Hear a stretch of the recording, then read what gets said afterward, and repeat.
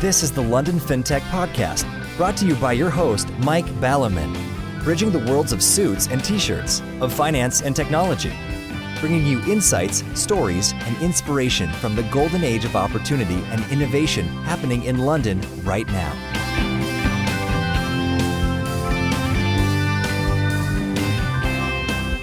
Hi, this is Mike Malekan, and this is the London FinTech Podcast, episode 206, brought to you in association with smartandlistedboard.com.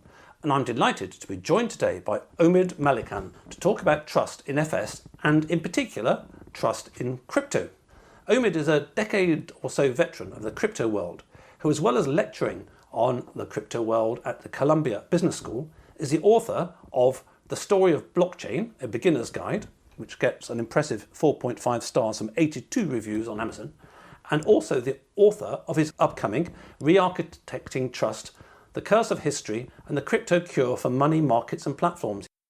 So, one way and another, Omid knows a thing or two.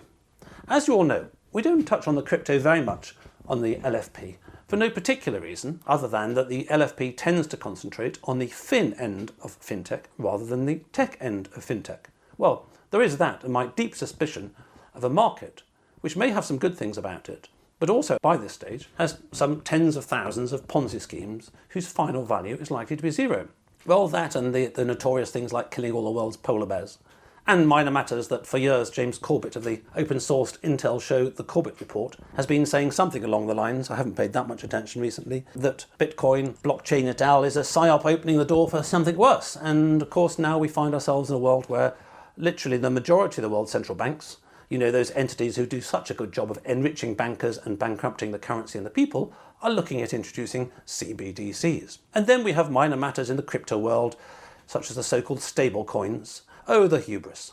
An example of which, anybody who follows it, Terra Luna, apparently, which I didn't know much about till it appeared on YouTube recently, a stable coin, which impressively made it to over $100 ago, but is now worth less than 1/100th of a cent. Not so stable. Anyway, the whole scene swirls and whirls like the ceiling does when one's had way too much to drink at a party and thinks it might be a good idea to lie down. So it's definitely a world in itself.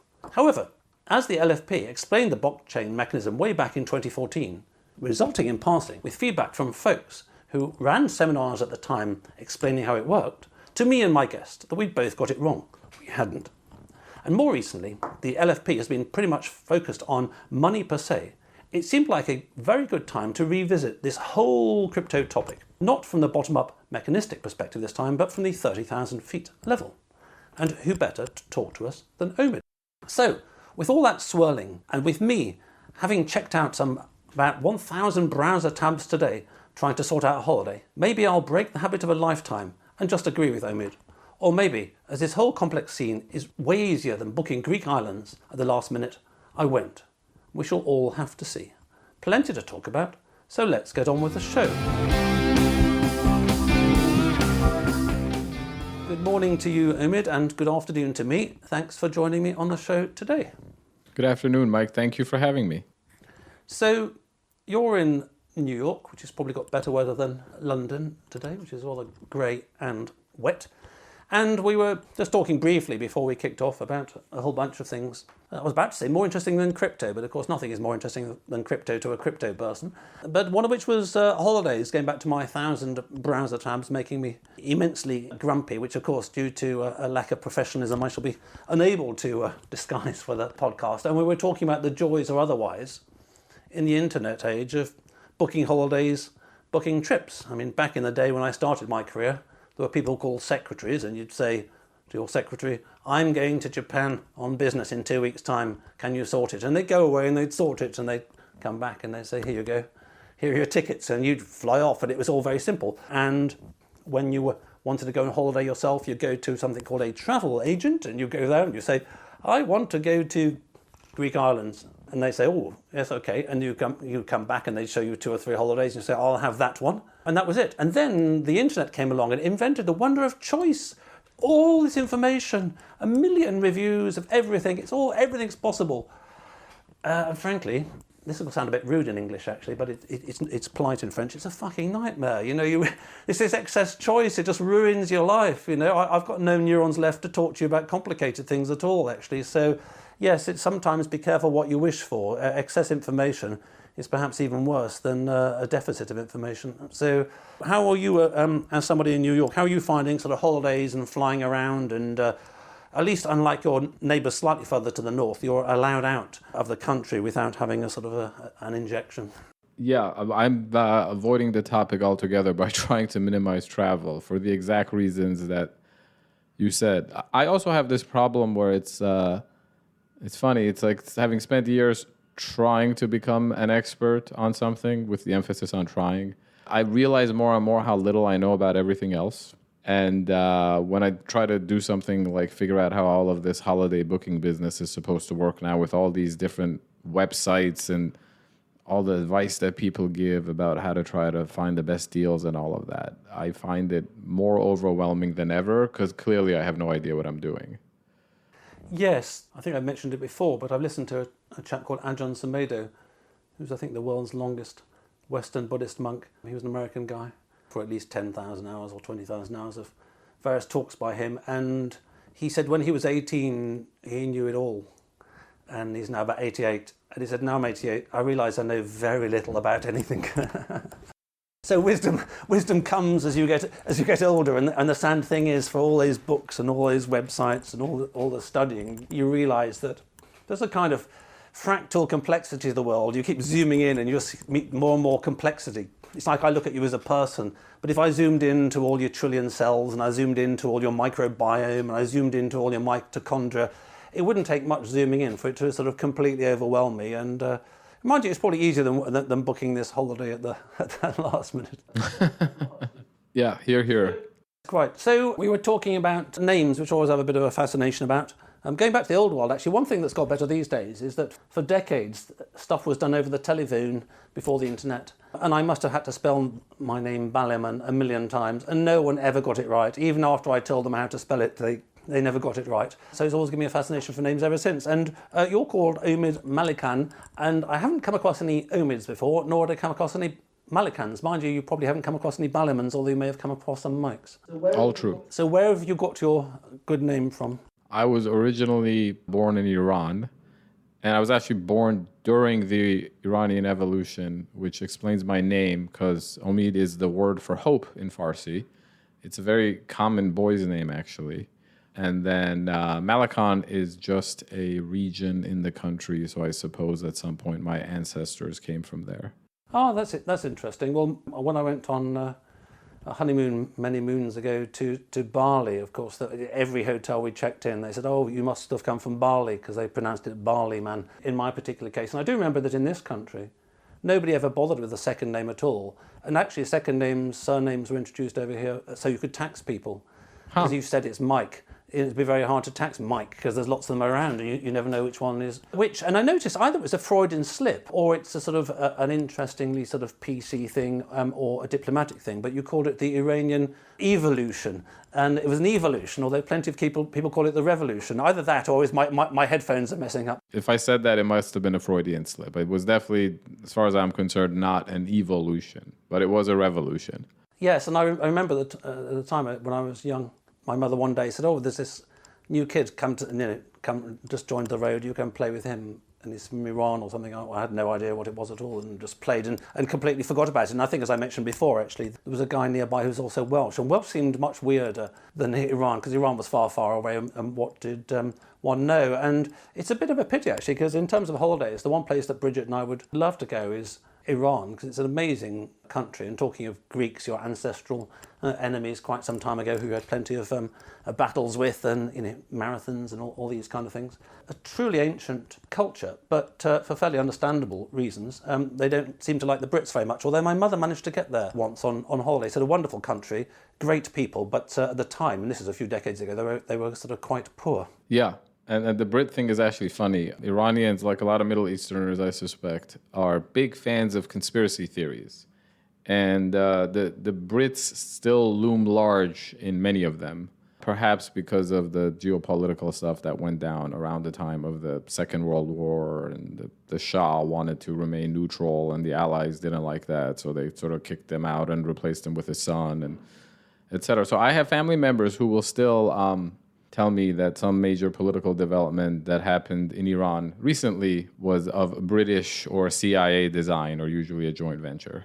That's interesting. Well, I have this controversial, in modern political terms, idea that the British did bring a lot of good to the world. We created infrastructure all over the place. We turned up in places like India. They had no human rights whatsoever. There were no laws to apply to the individual citizen and all that kind of stuff. And a businessman I know, he's from Calcutta, as is his wife, and his wife once waxed very eloquently to me about where women's rights were in India before the British arrived, and banned them from sort of being thrown on the funeral pyres, the husbands, and all that kind of stuff. So like most things, it's quite complicated.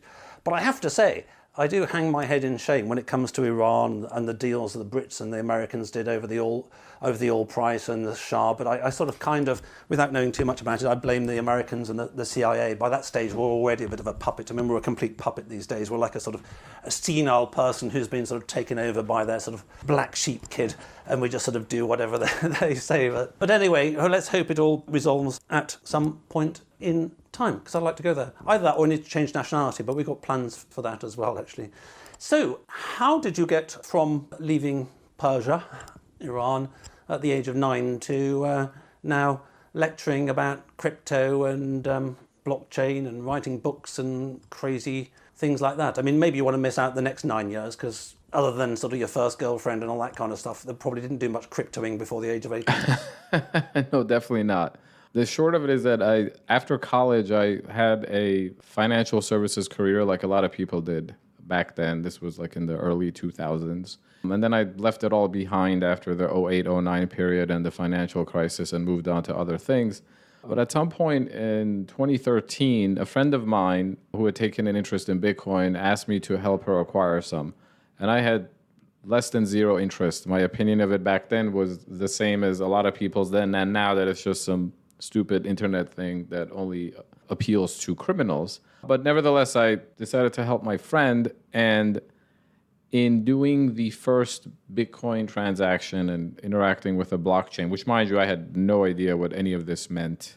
I do not have a technology background. I was just like a trader, which, as you well know, means I know nothing about anything, including trading.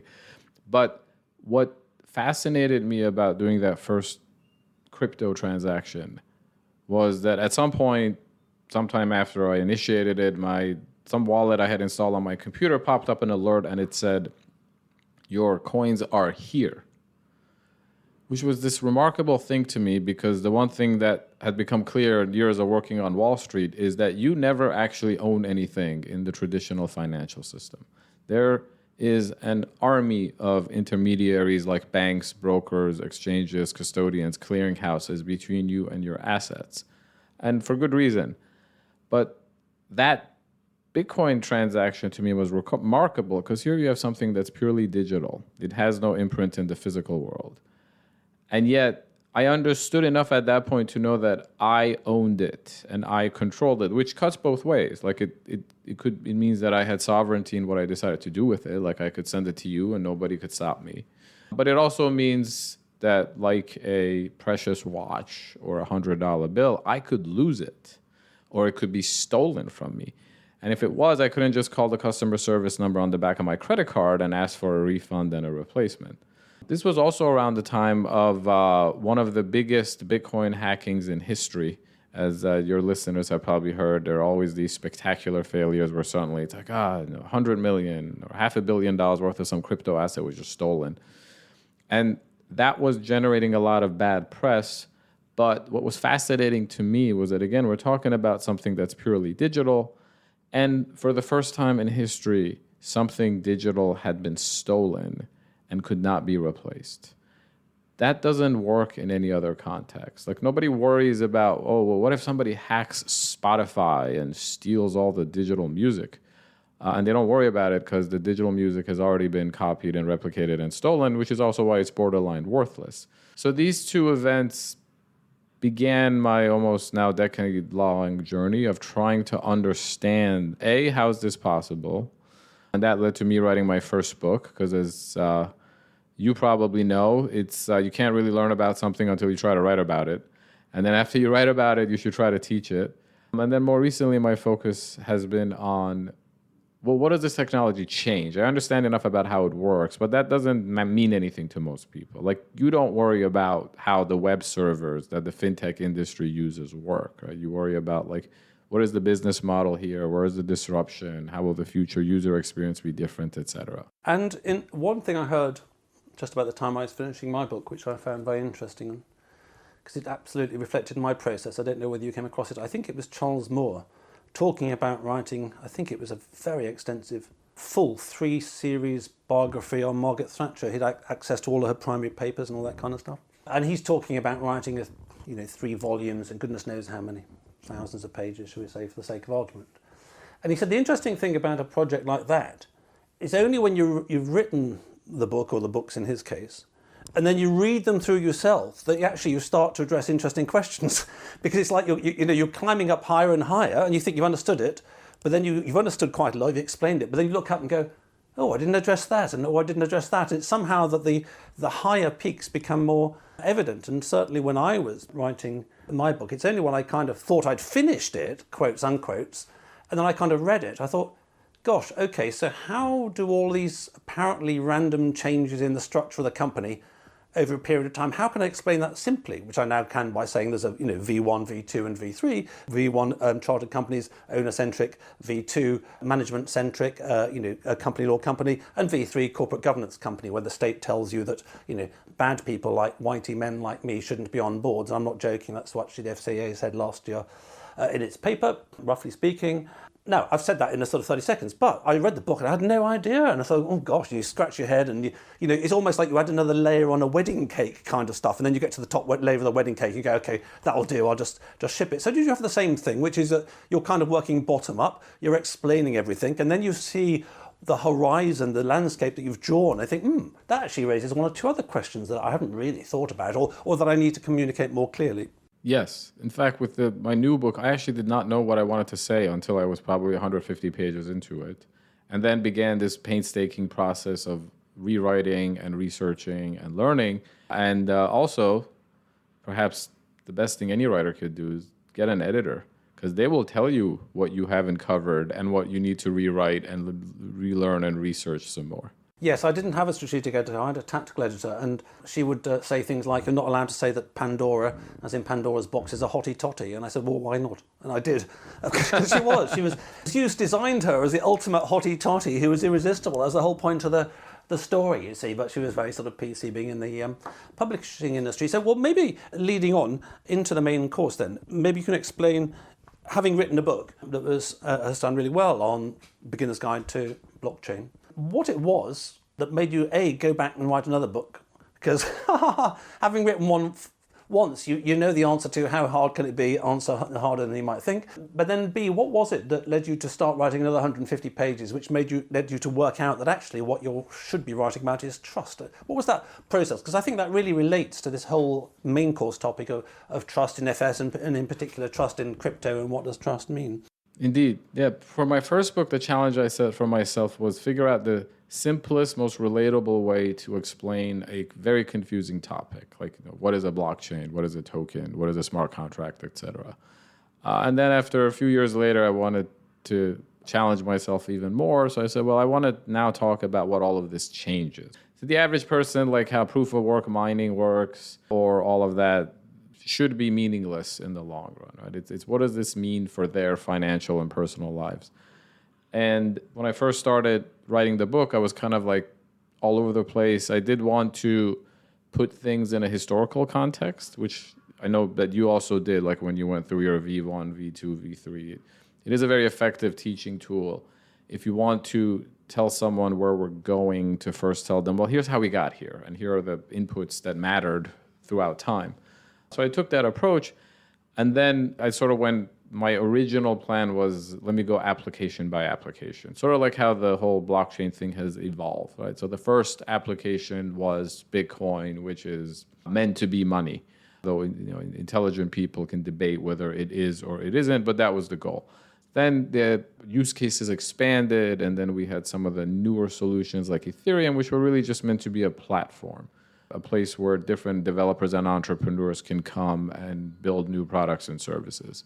And then it's gone on from there, right? Like we're now seeing that blockchain and crypto are impacting even things like the US dollar. You mentioned one that failed to achieve that, a stable coin, but there are other ones that succeed. And then even funkier things like digital art and NFTs. So as I was going through all of these applications, and also with the help of my editor, I realized that the unifying hook here is this idea of trust. Because one way to understand so much of how the world works is that people need to be clever about ways of trusting each other. Man, woman, people, we are a social animal, and we do things much better as communities than we do individually. However, to do that, you have to overcome some pretty significant obstacles. Perhaps the biggest one being this paradox that the more trust-based any solution is, the greater the desire for somebody else to take advantage of it. Okay, so that sounds subtle and complex. So we'll come back to that one. But just hearing you talk about trust in particular and wondering where trust comes from. I remember the saying just in human interactions, because it's often forgotten that all we're ever really dealing with is human interactions. I mean, you type on computers and you can have blockchains and you can have central banks and interest rates, but actually all you've got is human beings. Generally, cows and sheep don't get involved very much. So where does trust come from in human interactions? Well, that's a sort of, no doubt, a philosophical point, but I do remember the phrase that trust is hard to gain and is easily lost. You know, if we've met at an airport to get the same plane and for some reason we need to go together and you've done it 9 times in a row, then you will gain trust from having turned up. If you let me down the 10th time, that whoa, that's almost taken to minus 10 score. You've almost ended up worse than before if there's some implication. And the thing about trust in financial services per se is that, going back to this negative framing on central banks, and I was very interested to see recently that Mervyn King, the last, as I regard them, proper governor of the Bank of England before it all turned globalist, actually gave some interviews recently where he was enormously, by central banker standards, critical of the sort of fuckwittery going on at the moment, that maybe we'll increase interest rates by 0.5%, so the real interest rate is only minus 8.5%, and this should cover it. No, it doesn't. I mean, as somebody who was around in Volcker's time and was a fixed income guy, you've got to hack them up to 15% if you want to do it. And of course, loads of problems around that. But from one perspective, in 2008, the financial system blew up. It was a bit like, you let me down at the airport, you didn't come, my whole trip is ruined. And what happened in, let's take America versus Iceland. I've mentioned this before. What happened in America was, quotes the authorities, the central banks decided to bankrupt the people, especially these poor people who'd been pushed into loans they couldn't really afford in changing economic circumstances, and save the system, save these extremely wealthy folks like yourself and your chums on Wall Street. And interestingly, I always think that Iceland chose the opposite.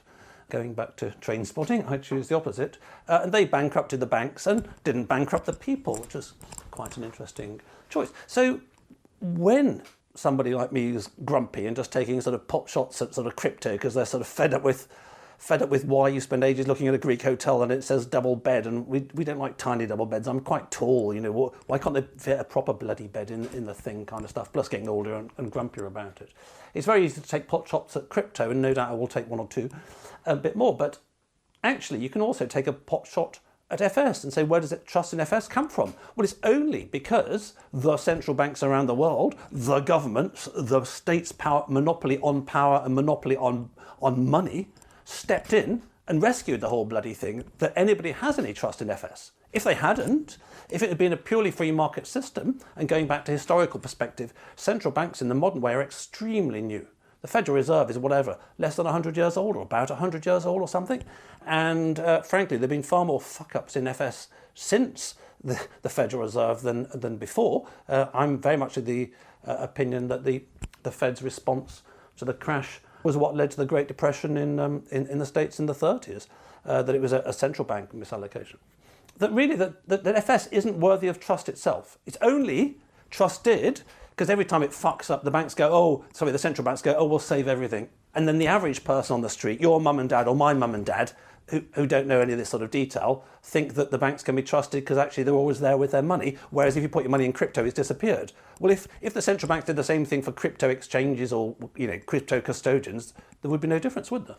No. And the funny thing about financial services is that trust is the primary product. Unlike any other industry, you can even see it in the architecture. Like think of your typical bank building with the Greek columns and all of that.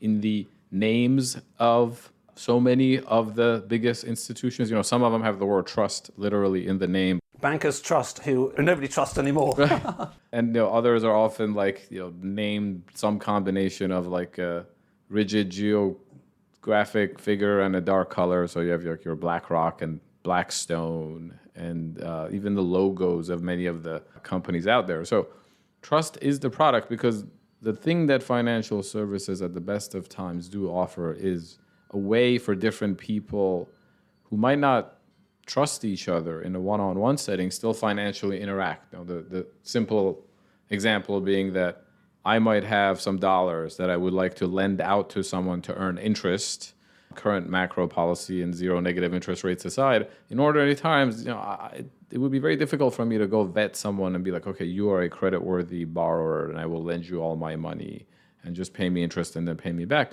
Instead, what I do is I go to a bank. I deposit my money at the bank, which is effectively a loan, and then I let the bankers worry about checking credit worthiness and having a diversified balance sheet, etc. But unfortunately, the fact that we empower financial institutions to provide this trust service puts them in the position to abuse us, which is this cyclicality that you were referring to, that in boom times, they start becoming more and more risky and doing more and more shady things with our money that we would rather they don't do. Then a crisis hits, they blow up, and sometimes they get bailed out. And while, yes, in the short term, the bailout is sold often in terms of sort of protecting the everyman and preserving trust in the overall financial system, the fact that it needs to happen does really corrode trust. And I think it's fascinating that, at least here in the States, if you look at the sort of like the Bernie Sanders left and the Donald Trump right, a lot of them, the original sin is the 2008 financial crisis and this idea that became embedded into the culture that clearly the system is rigged. And that, I still think it's remarkable. I believe in 2011, the big American banks paid record compensation while doing a record number of foreclosures. And so from a macro trust point of view, that's the kind of thing that leads some people to start wondering if there is a better way. And not so surprisingly, Bitcoin was born during that period. Yes, you raised a number of fascinating points there, and picking up all of those threads, we could take several hours. And I agree with you. So let's just put one to the side, because we've touched on it before with Mario and Echo on the future of the dollar, as well as one or two on gold and silver, which is that in old-fashioned left-wing terms, by which I mean concern for the working classes rather than wokist stuff. One of the critiques around 2008 was, we the left, we the Marxists, have long prophesied the collapse of capitalism. Now, huge problems around using that one word because it means absolutely anything. But anyway, put that to one side. But when it collapsed, we, over here, Gordon Brown, a pretty left-wing chancellor, bailed capitalism out. Everyone was starting to get a hangover, so Gordon Brown spent money as everyone passed more champagne around to keep it going. So there are, forgetting capitalism and Marxism and stupid words like that, there are problems which we've touched on already this year in terms of fiat money, which is in its own bubble, just in the way that, as I say, many of these tens of thousands of cryptos are in their own bubble, and that's the whole thing in itself. So let's try and narrow this one down a bit, because it is a vast topic. And as I say, just talking and thinking, it occurs to me that the reason everybody trusts banks, but not everybody trusts Bitcoin or Bitcoin exchanges or wallets or whatever is simply because via institutions, almost all of which over here and probably in America too, are not really serving the people anymore. They've been captured by the interests they're supposed to govern in some notorious cases. But the institutions spend our money to ensure cock-ups, catastrophic failures of trust in the financial services industry, but they don't do it in the blockchain-y industry or anything like that. If, when people lost their money, the central bank stepped in and remunerated those people and regulated blockchain and all this kind of stuff, and maybe this is where we're heading towards a sort of CBDC as the merger of these two things, then people, your mum, my mum, your dad, my dad, would trust blockchain and Bitcoin and all these things as well. So yes, trust is a human thing, but trust in FS, because this is the whole point anyway. So from one perspective, what's the difference between a Bitcoin and a dollar? They're both some form of bits in a computer. That's all. They're bits in a computer. They're not really real. They're not really real in the same way that in the Persian Empire, if you had, 100 ounces of gold, it'd be worth something, and you could do something with it. And you can do something with 100 ounces of gold today. That's the only thing that's preserved wealth over thousands of years. Whereas bits in a bank computer, or before computers, somebody writing in a ledger saying that, we've got this money and all that kind of stuff. So from that perspective, there isn't a difference. So let's just pick up this one because it's very relevant at the moment. As I mentioned, that sort of James Corbett's been banging on for some time.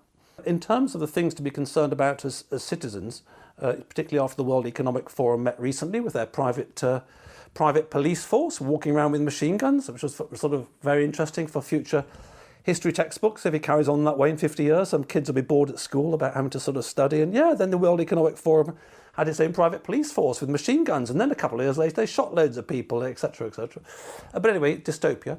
How do you see this whole angle of potential coming together of fiat currency central banks with the whole crypto-y, blockchain-y, solution-y mumble, and ending up into some CBDCs, which can end up having one of the things I love about the alt space is that the motivation originally was freedom and liberty and all this kind of stuff, and you can transfer money and Trudeau can't stop you or anyone else can't stop you.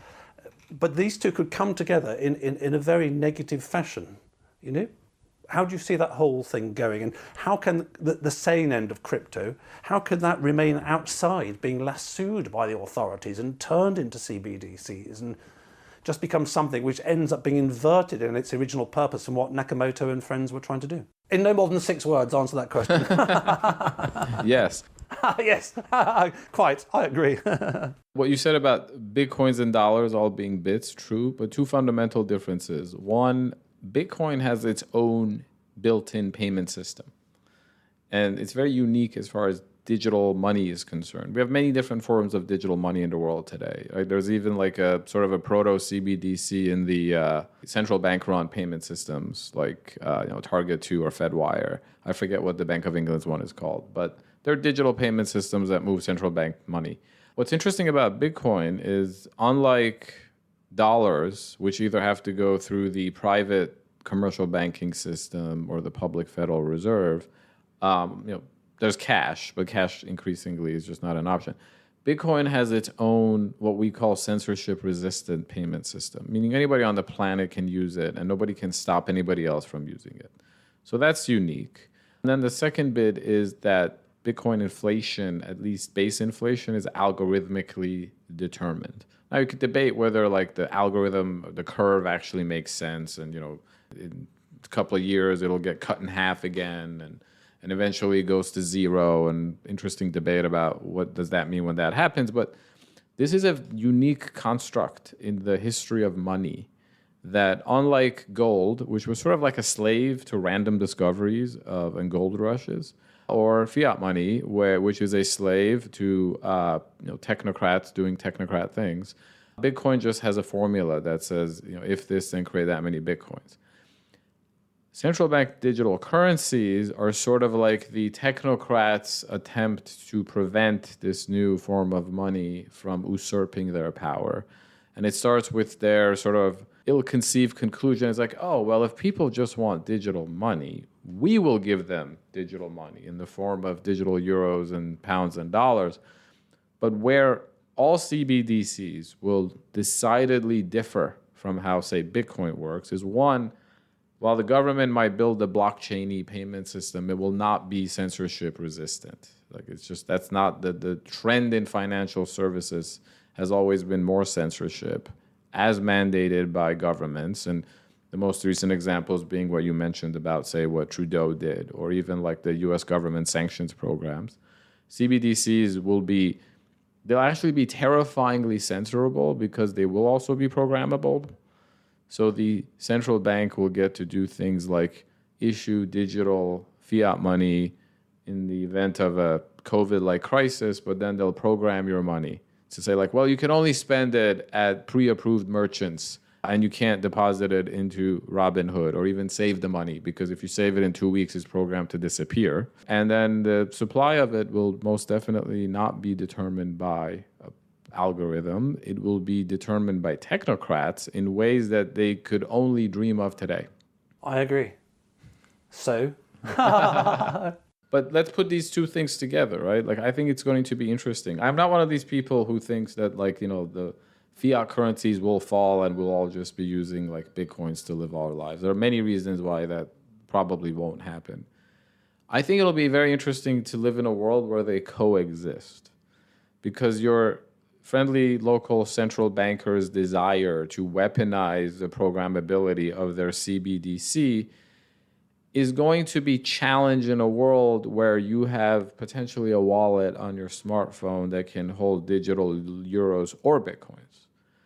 And when they come and say like, oh, well, these digital euros now have a pre-programmed negative interest rate, like your money's just going to disappear overnight, and you're like, well, I'm just going to opt out of that and switch to Bitcoin.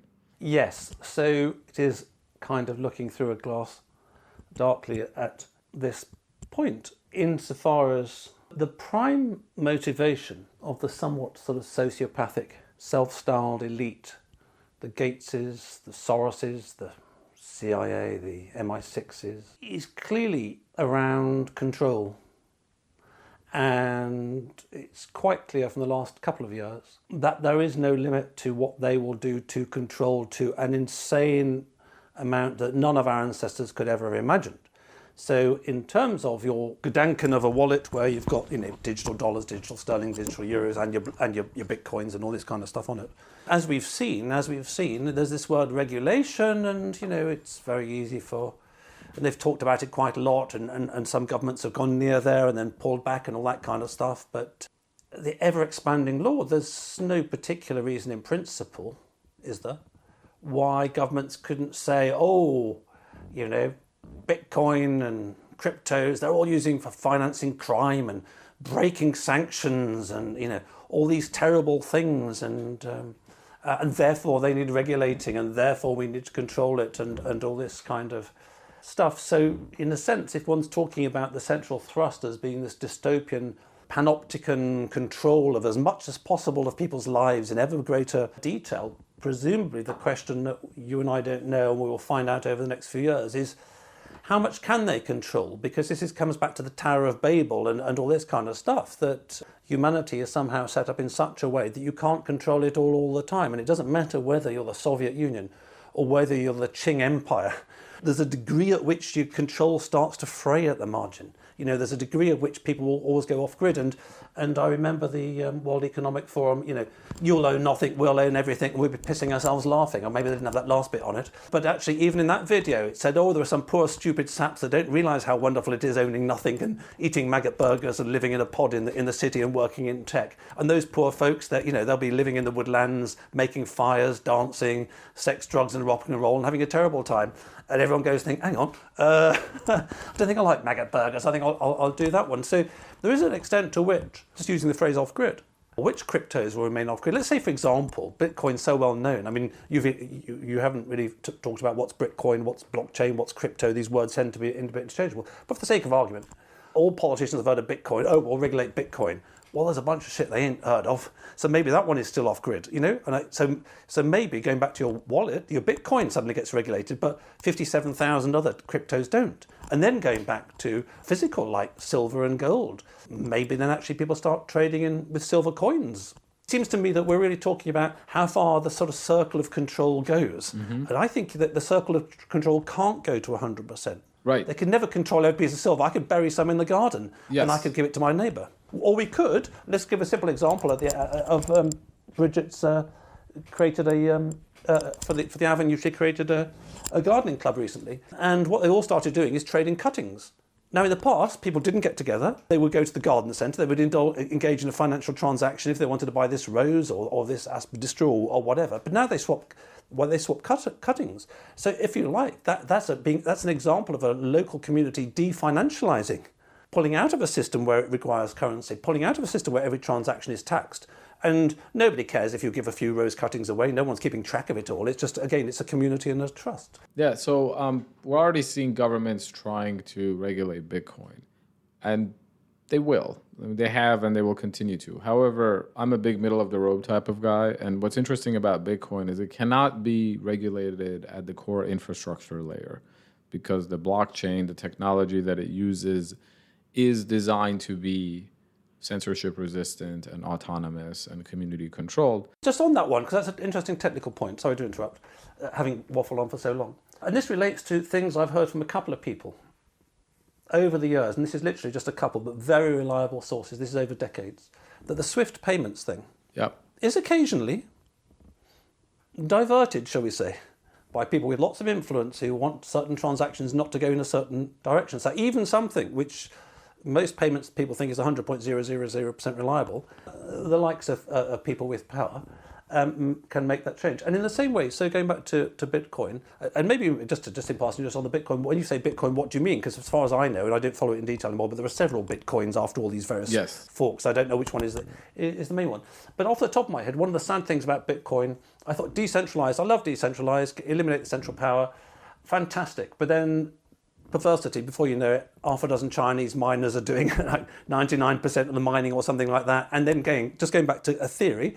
So let's say you're the CIA or the MI6 or someone with huge amounts of power. These people that ruin every Iranian's life every day. When they're not busy doing that, they presumably could go around and sort of see the 6 people that run these 6 Chinese mining companies and say, we know where your grandkids live or something. I'm just talking in theory. Yep. Yeah, without boring your audience to sleep. There is an elegance to the design of Bitcoin that it is very resilient to exactly the scenario that you described. And we actually saw a test case of it where there used to be that a lot of the mining is actually the process of securing the network. And it results, the people who do it, who are volunteers, and they could be known or pseudonymous, get rewarded with inflation, with fresh Bitcoins. A lot of it used to be in China, and then at one point the Chinese government last year really cracked down on it. And then it just moved. And the network actually, as one would expect a decentralized, resilient network to deal, it evolved to deal with it, and now there's actually a lot more mining in America than there used to be. And sure, the U.S. government can go to the American miners and put pressure on them to do or not do certain things, but that would just mean that those miners become less competitive. They become less profitable, and now maybe a El Salvadorian miner or an Icelandic miner or a Iranian miner picks up the slack. So what is already happening is that because it's becoming increasingly obvious that at the infrastructure layer, at the payment system layer, there's very little you can do to make Bitcoin be different than what it is. Most of the regulation is now done at the edges, the places where people interact with it. So that could be the exchange where you go to buy your Bitcoin. It could be the fintech that you use to access certain kinds of crypto. And I actually think this is a good bargain for society in general. Yes, I can see that. And of course, that when you've got a single point of failure like SWIFT, the kind of people who sort of, chase Edward Snowden around the world could quite easily turn up there and say, excuse me, do you mind just popping out for lunch? We're borrowing your computer for 10 minutes and reroute some transaction. And as you rightly say, and I don't know whether this is just complete incompetence or what, but it's an act of insanity which has been increasing over time, the extent to which America is using what was the global currency, which gave it huge advantages, as a weapon of economic war. Indeed. Bloody shooting themselves in the foot. Anyway, so be it. Good luck to them. And we've seen that, and we get this multipolar world and all this kind of jazz. So yes, so I take the point about the Bitcoin thing being more resilient. Well, maybe just touch on one thing before you give me a little bit about your feel for the future. So we talk about crypto, and the word is a collective noun. Well, it's a bit like talking about sport. And if I said to you, I like sport, I like doing sport, I do it every day, you'd think that's a meaningless thing. You say, well, what do you do? Do you do swimming? Do you do running? Do you play cricket every day? I mean, it makes a hell of a difference. And in the same way, we talk about Bitcoin and crypto, but there's gazillions, and some of them are complete scams and deliberately set up to be scams, and some of them are crazy, like stable coins that sort of change value about 1,000,000%. So how do you, very briefly, and then tell us a little bit about your vision of the future, how do you, as somebody immersed in this world, lecturing about the world, how the hell do you get a grip on a word like crypto? It's a bit like saying human beings, are they good or bad, Mike? Well, yeah, there's a bit of a spectrum there. And it depends what you mean by good and it depends what you mean by bad. Yes. Well, the way I teach my class is actually we boiled things down into some very basic first principles, and then we leverage off of how the world already works. So if someone comes and says like, oh, here's a crypto type solution for borrowing and lending, well, we know how borrowing and lending works because it's something human beings have been doing it for thousands of years. So then you can sort of like see if the proposed decentralized crypto-ish version of that passes a basic smell test. The thing with the scams and Ponzi's and whatnot, yes, they're there, though I think a lot of times I don't like the use of the term like a Ponzi because, Bernie Madoff was a liar. Like he just, from a trust standpoint, right? Like he lied to his investors about what he was doing. What often happens in crypto, because one of the first principles of the industry is total transparency, is even projects like that stablecoin that just blew up, Luna, the people behind it were 100% honest from day one. They were wrong, right? They said we figured out some newfangled model for pegging a currency to another, and a lot of people, including me, were very skeptical of that model, but they were honest. And that's one of the fascinating things about crypto. So there's a lot of crazy experimentation, and a lot of the things that people try, like those Luna type algorithmic stablecoins, end catastrophically. But every once in a while, one of those things, they hit on some kind of a new financial model, some kind of new way to build trust among people that could very well be revolutionary down the world. So while I encourage everyone to be very skeptical of a lot, do generally be open-minded that there's something interesting going on here. So it's like a Precambrian explosion. Suddenly you got these crazy millions of types of new organisms. Most of them are shite. They're not going to survive. But actually, after a while, you find that sort of lizards are still going, and that sort of somehow T-Rex turned into a sparrow and is now flying around, and through a crazy process. So no, I quite like that, and I think to that extent, it's good that most of it is out of the range. I keep insulting you, not insulting, but I keep suspecting your parents shouldn't be messing in crypto. Mine certainly shouldn't be messing in crypto, nor my kids. Okay, so I get that. So there's all this thing. So, Omid, the future. What do you see the future? What do you see with us in 5 years, 10 years' time? Utopian direction, dystopian direction, and where about in the middle do you think we may end up? What's the probability distribution looking like right now? I think crypto generally goes in the utopian direction because it is a new way for people to build trust. And it does, well, it will, once people figure out the kinks, and there are a lot of kinks. But once people figure out the kinks, it will enable for communities of people to do things like interact financially in ways that eliminate some of the most dystopian actors in the world today. Everything from corrupt bankers to arrogant central bankers to actual criminals. So in that sense, I'm very optimistic. However, it's going to take a lot of experimentation. There are a lot of models that nobody has figured out, which is not surprising. You go back to the people who were there in the 1980s and 90s, in the very early days of the internet. Almost none of them actually predicted the successful models, even with things like banks and fintechs. So I think the advice is to just be curious and learn for now and don't overcommit to anything. Yes, I agree entirely. And my position has always been that I regarded Nakamoto's original paper, which is very simple and very clear from a computer science perspective, as very innovative and very clever, way of getting around the replicability issue of anything in bits, insofar as if I have some bits on my computer of John Lennon singing "Give Peace a Chance," I can copy them and send them to you, and there could be billions of copies. And he found a very, very, very clever way around that, which is good. We've seen the social evolution of Bitcoin in terms of the interaction between technology and people and forks and all these kind of things.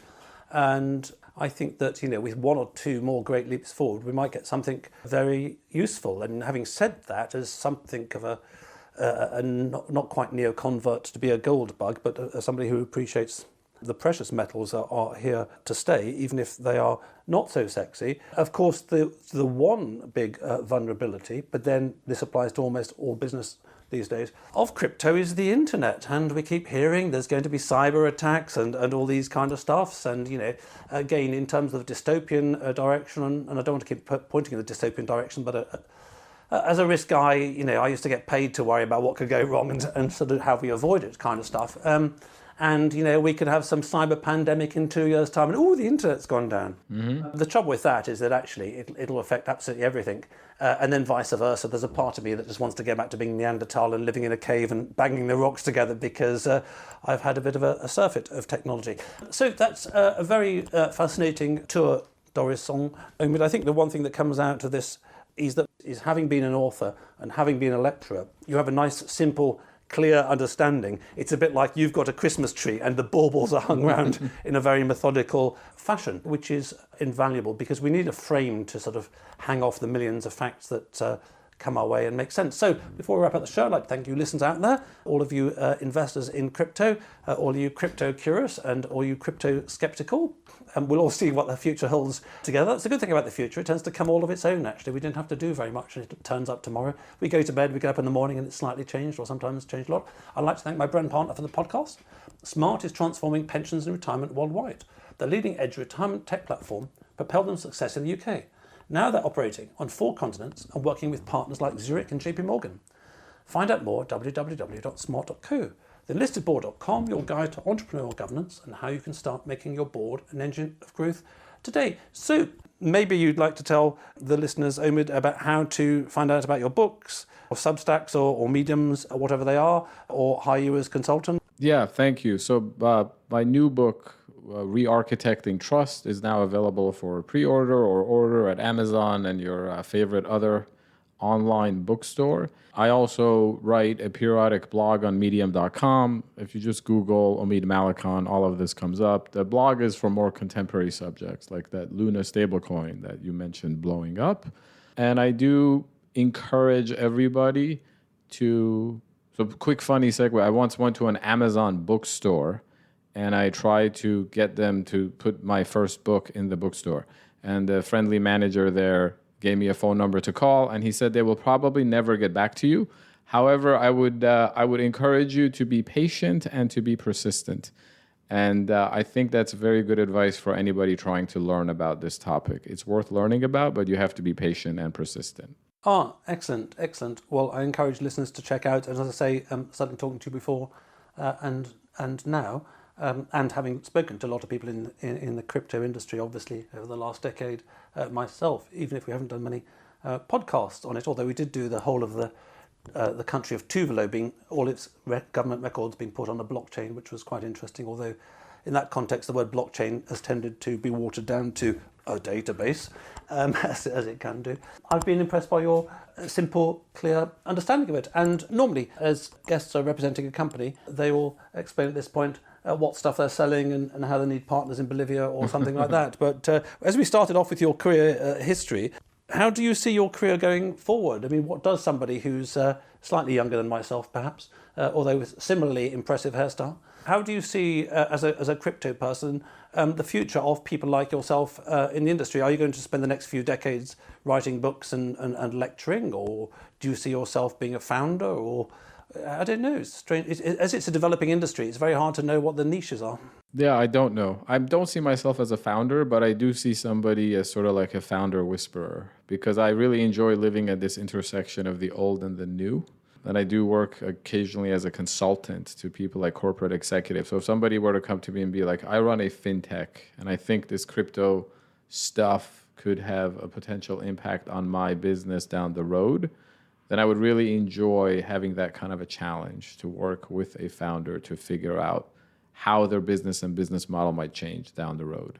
Excellent, because I think you would be very good at that. And wearing my governance hat and having done mentoring for over a couple of dozen of founders the last of couple of years, I found out experientially that there is great value for anybody who's nose to the grindstone 24/7 to having somebody who, mixing all my metaphors, can see the wood from the trees, who comes from a further distance, who, whether it's a non-executive director that comes once a month or once every 3 months, or whether it's an advisory director, or whether it's a mentor, or whether it's just a consultant to kick stuff around with, then I can see that it would be really valuable for the relevant listeners to have somebody like you to speak to, whether it's Omid Malekan or somebody else, to have somebody, even if you just chat to them once a month or once a 3 month about it. And even if they listen and validate and say, yeah, I think that's a really good idea, great, I can't see anything wrong, well, you've had validation. And if they say, yeah, well,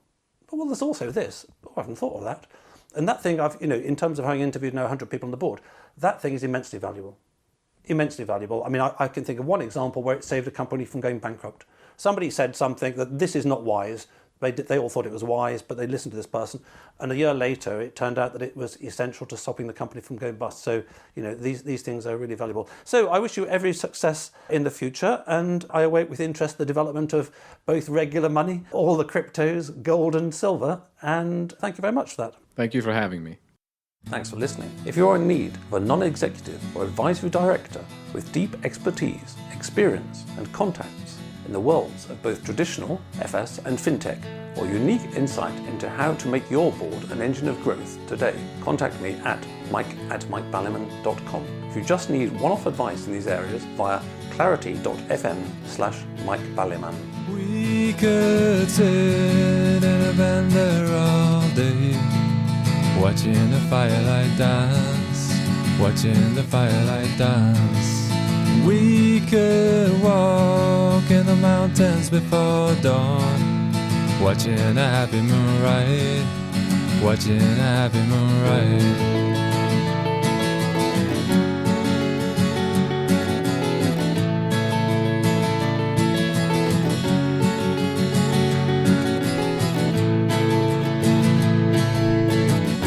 To come away from the city, with the tarmac so dead and the people so sad. Come away from the city, with the faces so grey, with the pain of the everyday.